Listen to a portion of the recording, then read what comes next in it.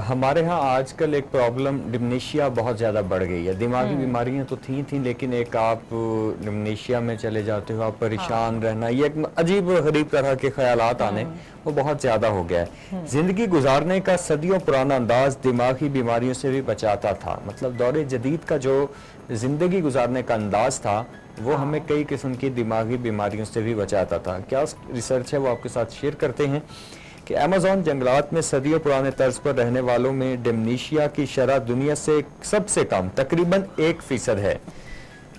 Amazon के जंगलात में रहने वाले लोग, ज़ाहिर है वहाँ पर अब भी लोग हैं जो मुख्तलिफ कॉलोनीज़ की शक्ल में रह रहे हैं कि ठीक है जिद्दत आ गई है, आपने वहाँ से सड़कें काट दी हैं, ट्रांसपोर्ट का सिस्टम आ गया है, पर वहाँ पर लोग अभी भी स्टिल वहाँ पर लोग रहते हैं, जैसा कि आप विजुअल्स में देख रहे हैं।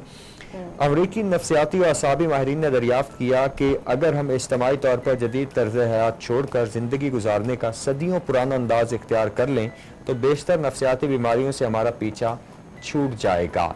जाहिर है जी कि जब आप एक ऐसे इन्वायरमेंट में रहते हो जहाँ पे बिल्कुल एक पीसफुल आपका इन्वायरमेंट हो, आपको सिर्फ इतना पता है कि आपने कुछ नहीं करना, सिर्फ अपने ब्रेड एंड बटर के लिए कुछ करना है, तो उसके लिए भी वहाँ पे आप खुद खेती बाड़ी करते हैं, काश्तकारी करते हैं और अपनी सब्जियां उगाएं, अपने फ्रूट्स आप वहाँ पे काश्त करते हो सब कुछ, तो वो लाइफस्टाइल ज़ाहिर है कि आप डिप्रेस नहीं रहते जब आप शोर होल से दूर रहते हैं।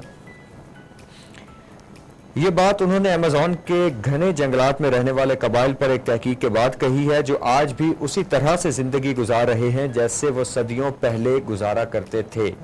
वाज़ेह रहे कि अब तक नफ्सियाती माहिरीन में ये बहस जारी है कि मुख्तलिफ दिमागी नफ्सियाती और आसाबी बीमारियों मसलन डिप्रेशन और डिमनीशिया में हमारे तर्ज हयात लाइफस्टाइल का कोई किरदार है या नहीं।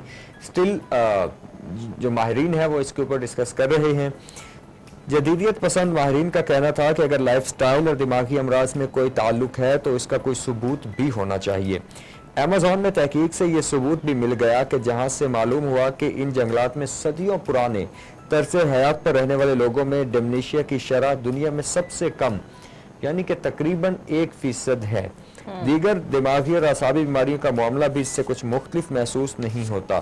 खैर ये बड़ी खूबसूरत रिसर्च सामने आई है, जैसा कि स्टार्ट में ये बात आपसे की है कि जितना आप एक तनाव वाले माहौल से दूर रहते हो हाँ। उतना ही आप दिमागी तौर पर एक्टिव रहते हो। आपकी रूटीन जितनी ज़्यादा हेक्टिक होगी, जितना आप ट्रैफिक में जैम हो गए, जितना आप आते जाते लोगों से मिलोगे, उतना ज़्यादा आपके मामलात, आपकी जो दिमागी कंडीशन है वो उतनी ज़्यादा ख़राब भी होती है। लोग कहते हैं कि बेहतर होती है लेकिन उस हद तक ख़राब भी होती है कि अगर आप ट्रैफिक जैम में लगे और ट्रैफिक में स्टक हो गए 2 घंटे तो डेफिनेटली आप टेंशन में चले जाते हो, आप परेशानी में चले जाते हो कि जो मेरे स्केड्यूल के काम थे वो डिले हो गए हैं।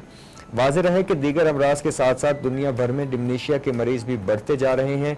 सर दस्त डिमनीशिया के 5 करोड़ 50 लाख मरीज़ रिकॉर्ड पर हैं, जबकि मुमकिन तौर पर यह तादाद कहीं ज़्यादा हो सकती है। माहिरीन ने खबरदार किया कि अगर मुनासिब इकदाम न किए गए तो 2030 तक डिमनीशिया के मरीजों की आलमी तादाद 8 करोड़ जबकि 2050 तक 14 करोड़ हो सकती है। अलार्मिंग सिचुएशन है जी ये कि अगर इस चीज़ पे कंट्रोल ना किया गया तो 2030 तक 5 करोड़ 50 लाख मरीज तो अभी रिकॉर्ड पर हैं, लेकिन अगर ना किया गया तो 2030 तक 8 करोड़ जबकि 2050 तक 14 करोड़ इसकी तादाद हो सकती है। और बहुत एक अलार्मिंग सिचुएशन है, बहुत है। बड़ी तादाद है 14 करोड़ अगर आपके डिमनीशिया के पेशेंट होते हैं। माहिरीन के मुताबिक 60 साल से ज़्यादा उम्र के तकरीबन 25% बुजुर्गों को डिमनीशिया हो सकता है। अमेरिका में 65 साल या ज़्यादा उम्र के 11% अफराद को डिमनीशिया है। मतलब दे आर स्टिल इन जिस कंडीशन के अभी वो इस बीमारी के साथ लड़ रहे हैं। लेकिन अमेज़न के पसमानदा कबाइल में ये शरह सिर्फ 1% देखी गई। इस मुशाहिदे से तस्दीक हुई कि जदीद ज़माने का तर्ज हयात जिस्म के साथ साथ दिमाग के लिए भी ख़तरनाक है। ये नतीजा एक तवील तहकीक की इब्तदा है क्योंकि अभी ये जानना बाकी है कि आखिर वो कौन कौन से अवामिल हैं जो डिमनीशिया और दूसरी दिमागी नफ्सियाती बीमारियों से बचाने में खुसूसी किरदार अदा करते हैं। हाँ जी, अब कैसे देखती हैं आप इस चीज़ को, क्या कमेंट करेंगी आप इसके ऊपर कि हमारे यहाँ ये कॉन्सेप्ट है कि अच्छी ज़िंदगी गुजारने के लिए अच्छा लाइफस्टाइल होना ज़रूरी है। मतलब बैंक बैलेंस आपका हो, हैंडसम अमाउंट में आपके हैंडसम फिगर्स में आपकी सैलरी हो, गाड़ी हो, एक अच्छा घर हो आपका किसी पॉश एरिया में, लेकिन यहाँ पे तो सब कुछ उलट हो गया।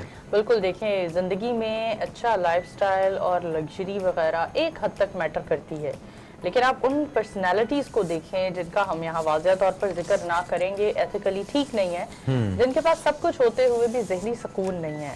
तो ज़हनी सुकून इंसान के लिए सबसे ज़्यादा वैल्यूएबल चीज़ है। आप देखें आपके पास कितनी सारी लग्जरीज हैं, आप उनको यूज़ करते हैं और अपनी लाइफ को मज़ीद आसान बनाते हैं, लेकिन जब आप एक ऐसी जगह पर जाते हैं जहाँ सिर्फ और सिर्फ सुकून है, खामोशी है, हरियाली है, आप वहाँ जाकर ज़्यादा पुरसकून महसूस करते हैं एज कम्पेयर टू अपने उस एयर कंडीशनड कमरे में जिसमें हर लग्जरी की चीज़ है, हर चीज़ ऑटोमेटिक है। आपको कुछ भी काम करना है, आप मशीन में केटल में पानी गर्म कर सकते हैं, इस तरह की चीज़ें।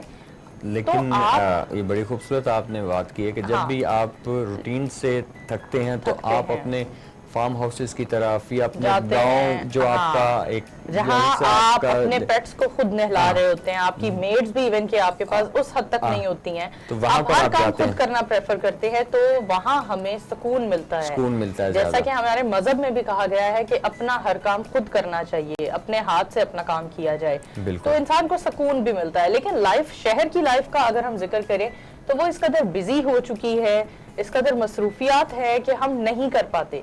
लेकिन जब हम इस लाइफ से उकता जाते हैं तो सुकून एट द एंड हमें वहीं मिलता है जहाँ हमारे पास ये लग्जरीज नहीं है, ये चीजें नहीं है, वहीं जाकर। लेकिन एट द एंड वही बात आती है, सुकून के लिए भी आपके पास पैसा होना जरूरी है ताकि आप कुछ दिन बैठ कर खा सकें।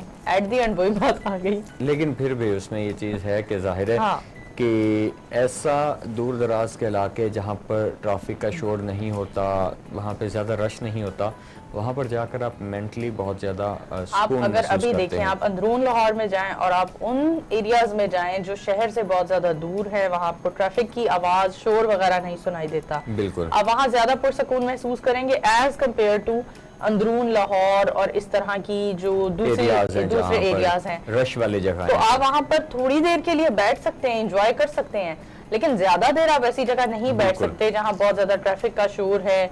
और फिर ट्रैफिक है तो डेफिनेटली हमारे पास फिजाई आलूदगी भी है, फिजाई आलूदगी है तो आप कैसे अपने आप को पुरसकून और बेहतर महसूस करवा सकते हैं।